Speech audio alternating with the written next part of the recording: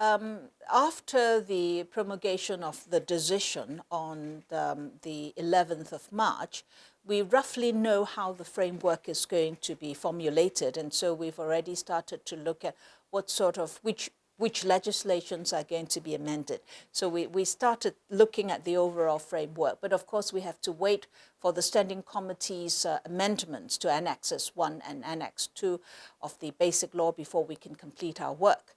The team within the Department of Justice primarily, of course, is the law drafting division, but we also need lawyers who are familiar with the electoral systems and the basic law and the various other areas of law, and they will be called upon to give legal advice as well as to provide assistance to the drafting.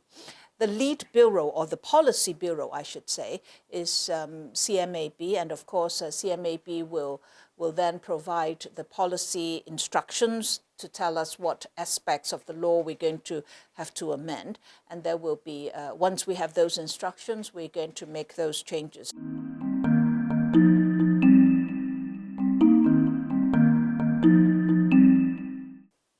Well, that's a clear manifestation of double standards on the part of the United States. They amend their laws in order to deal with the electoral systems to suit the actual situation that happened there. And when the central authorities do that for Hong Kong, they say all sorts of things which is totally uncalled for.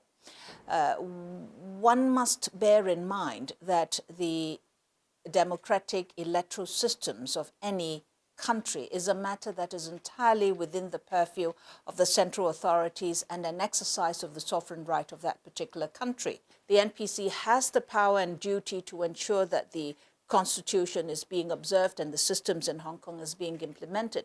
And that's exactly what the United States is doing for themselves. And when China does it, they make all these uncalled for comments is absolutely unfair.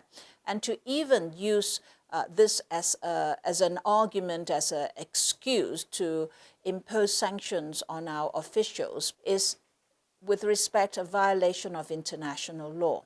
That should not be something that any civilized state should do.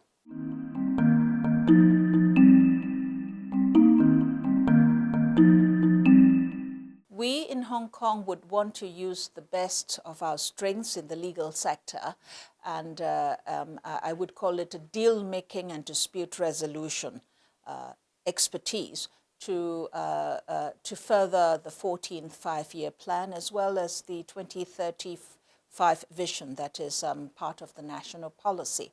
I think the expertise that Hong Kong has in the common law, being the only jurisdiction within China that uses common law, provides a very good platform for commercial businesses to use and to choose Hong Kong as the substantive law that governs their commercial transactions. So I think we can utilize our strengths in this particular area, marrying up the financial strength as well as the legal strength.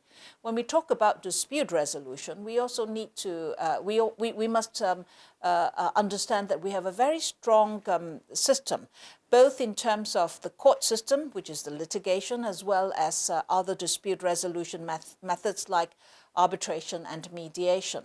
And of course, one very important feature is that Hong Kong is the only jurisdiction that can allow parties to an arbitration to apply for interim measures in the mainland courts when the arbitration is seated in Hong Kong. We have been providing training for investment mediation for government officials from a number of countries, as well as for mediators and practitioners here in Hong Kong. So we've got a very strong foundation for all types of dispute resolution mechanism.